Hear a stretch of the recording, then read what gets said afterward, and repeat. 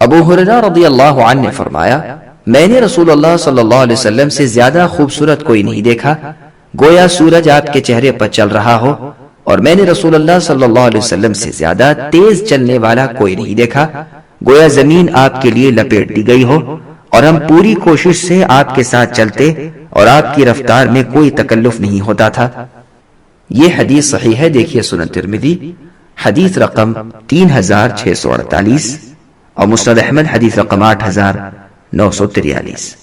عبداللہ ابن زید ابن عاصم رضی اللہ عنہ سے روایت ہے کہ انہوں نے نبی صلی اللہ علیہ وسلم کو مسجد میں لیٹے ہوئے دیکھا، آپ نے ایک ٹانگ کو دوسری ٹانگ پر رکھا ہوا تھا۔ یہ حدیث صحیح ہے، دیکھیے سنن ترمذی حدیث رقم 2765 اور صحیح بخاری حدیث رقم 6287۔ سامعین، اب اس حدیث سے ثابت ہونے والے چند مسائل سماعت کریں۔ پہلا مسئلہ، مسجد میں لیٹنا، آرام کرنا اور سونا جائز ہے۔ دوسرا مسئلہ، ایک روایت میں آیا ہے کہ تم میں سے کوئی بھی ایک ٹانگ کو دوسری ٹانگ پر رکھ کر نہ لیٹے، دیکھیے صحیح مسلم حدیث رقم 2099۔ یاد رہے کہ یہ حکم صرف اس حالت میں ہے جبکہ سطر کھل جانے یا ننگا ہونے کا ڈر ہو۔